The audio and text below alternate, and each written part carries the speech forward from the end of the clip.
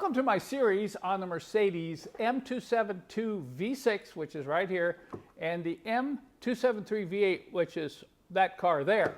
If you've been following this series, you know I'm working up to what I call the 100,000 mile inspection on these cars. I believe that if they've gone 100,000 miles and they've been maintained well, you can go through this inspection and repair sequence that I'm going to share with you, and you'll get another 100,000 miles.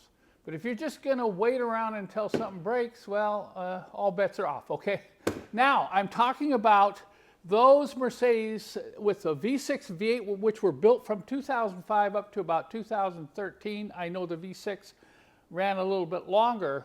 That's the era. Now, I want to point out something right now. I'm not going to be covering anything related to the balance shaft problem on these engines, which occurred 2005, 6, 7, and some showed up in 2008. Okay, so what I recommend is that if you're going to buy one of these cars with these engines, that you go 2009 and later, okay? And I believe that 2010 to 2012 were the best years. Why?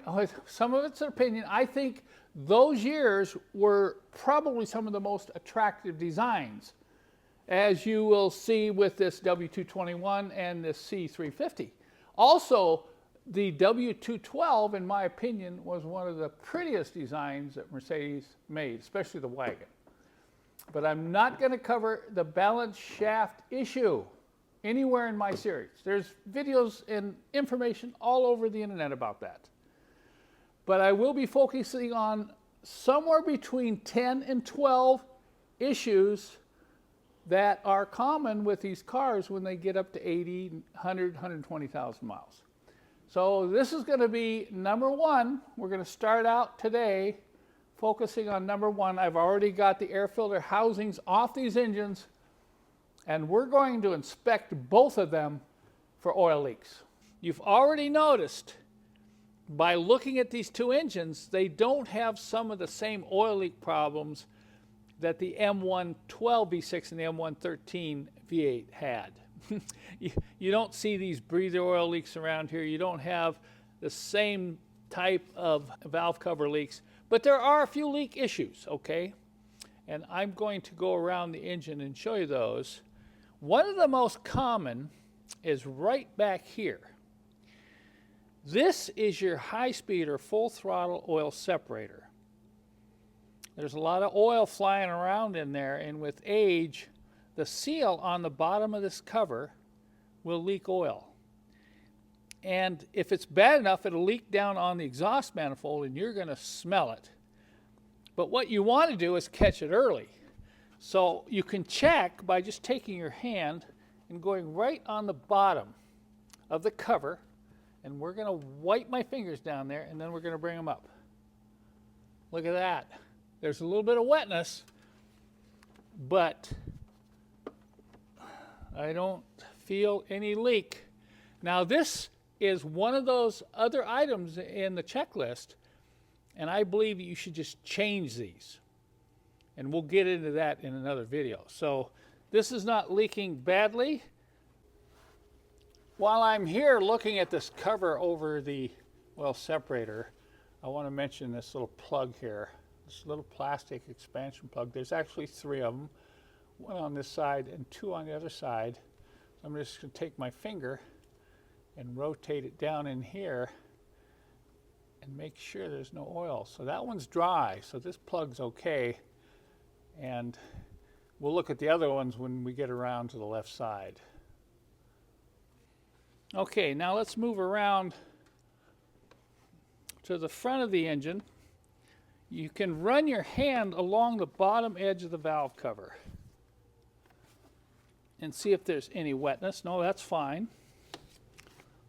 We're looking down in the front of the engine, and there's no wetness at all. There's no evidence of any oil leak. But here is one of the key leaks on these engines, and that's on the oil cooler. There's high pressure oil moving through this. It has a very unique seal, and I'll show you that seal later. But the way to find out if this is leaking is reach underneath and rub your hand along the bottom edge. Look at that, no leak. If this is starting to leak, it's going to get on your belt tensioner. It's going to oil up your belt. So you'll notice it by just looking down. But if the leak is just starting, and if I have any evidence that the leak is starting on these oil coolers, I will change the seal. Then we're looking at the power steering pump, where the tank goes into the pump. You want to check down here. You can reach down, same thing, feel underneath, and see if you're picking up any wetness. Oh man, this is one clean engine. And this here is your low speed or standard running oil separator. And it has a large O-ring seal, and it'll often leak right in here. So all you need to do is take your finger and just go down underneath here. Look at that, no leaks. And then finally back here on the back left side, you have these plastic expansion plugs. There's a large one and a smaller one. And the same thing, just take your hand, you want to use gloves when you're doing this, of course, and just roll around to the bottom of that expansion plug and feel both of these for any evidence of leak. Here's the other one right down here. You can see that small one. There's the large one. These are plastic, and they're interference fitted right in to the cylinder head valve cover. Look at that, no leaks. So for 92,000 miles, this is one of the most leak-free V6 engines I've ever seen. So the V6 proved not to be perfect.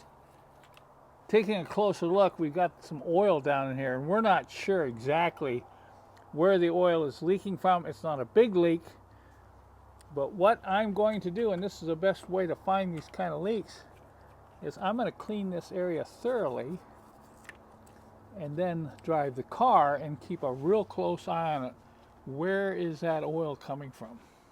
Now let's do the same inspection on this V8. You notice this is really a clean engine, and if you watched one of my previous videos, I showed you how I went about cleaning the engine. And I think some of you might be saying, well, Kent, you already cleaned the engine, you won't have any oil leaks showing up. No, I cleaned the engine, and then I've driven the car enough that if there's any prominent oil leaks, they're going to show up, just like I showed you on the V6. We're going to use our finger, okay? So let's start back here at the full throttle oil separator housing. I'm going to reach down and I'm going to go right along that bottom edge.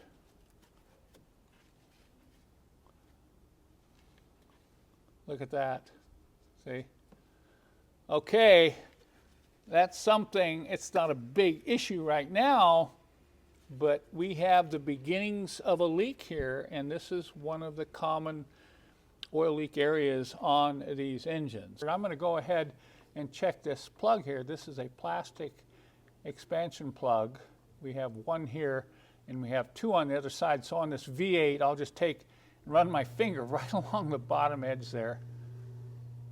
And look at that.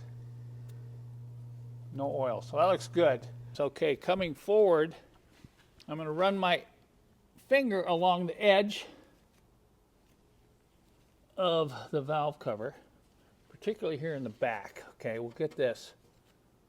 Okay, that's good. I should wipe that up with a towel so it's perfectly clean. Okay, you probably want to do this while you're doing this inspection yourself. Keep the gloves because you want to be able to pick up any wetness very quickly. All right, now I'm going to come down here. I'm going to go underneath on this lower section under the cam sprockets. Dirt. Okay, you can see I didn't clean down there yet. All right, now I'm going to get the light in here, and I'm just going to look for any evidence of leaking oil here. No, it looks pretty good. All right. You know, of course, sometimes you get a little bit of weepage around this cap if it's been neglected and hasn't had the seals properly changed. So now I'm going to check this oil cooler. This is one of the more common leaks on these engines. There's a lot of oil moving through here at high pressure, If this is leaking, you'll see wetness on your belt and maybe down on the tensioner. Now I'm looking at this belt, you know, it looks pretty worn.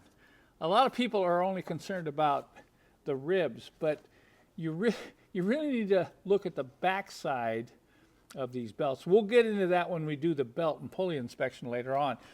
But I'll take my hand down at the bottom here and just run it along the base of this oil cooler. Look at that. I've got a leak. Now, this is a perfect example of preventative maintenance. You know, you can keep driving the car and hope that you check it and catch it before it becomes a major leak. But this is going on my list of things to do, and this is the gasket. It's kind of a weird gasket. If you haven't seen this before, they went to great extremes to make a gasket that would hold up over a long period of time. But history's shown that 100,000 miles, very likely you might see leaks here. So this is one I'll have to fix. Okay, before I continue, I need to wipe that evidence off my glove. And I'm going to take my finger and I'm going to run it underneath the front of this case. Usually the leak will be right down here. Okay, look at that. That's good. Okay, let's run it along the bottom edge of the valve cover all the way to the back right there. Okay, no oil. Excellent. And then finally, I'm going to come back and check these plastic expansion plugs. We have this one here, the large one, and the small one. These are plastic. They just snap into the valve cover, and they will leak over time. So I usually do not replace these unless they're actually showing a leak. So we'll get the finger under this one. All right, that's good. And then we'll get the finger under this one. Come on, right there at the bottom. Okay, look at that. Nice. Okay, now I admit there's other places the oil could be leaking, particularly on very high mileage engines, but we're talking 100,000 mile inspection. There's one other thing I should mention. I had a little leak right here at the bottom of this oil separator, and I've already changed this part. You know, I have to say, wow, even I'm impressed with what I found on these two engines, particularly the V6. It's a good example if you buy the car right. Both of these were from original owners and had maintenance records, so they were cared for. If you buy one that's been 2 or 3 owners, a used car lot, you don't know where it's been, you could have a problem, you know, dealing with a lot of issues. So that's important. If you buy right, there's going to be less service and repair work you're going to have to do. Now in the next video, we're going to talk about another issue, and that spark plugs right here. And you're going to say, well, that's not a big deal. Well, if any of you have had your spark plugs changed by a shop, you're going to say, wow, that was kind of expensive. And I'm going to show you it doesn't need to be expensive if you do it yourself, because that is the whole purpose of this video series. You learn how to work on these cars yourself, do some of the repairs yourself. It's going to be a lot less expensive, and it's going to be a much more enjoyable ownership experience. Let's discuss this right here. Well, the 350 is going to mean a 3.5 liter, but what about this here? A C.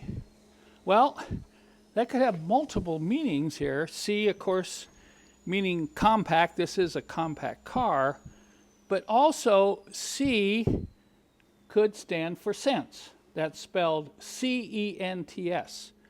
Because when you own a C class, you can save some cents.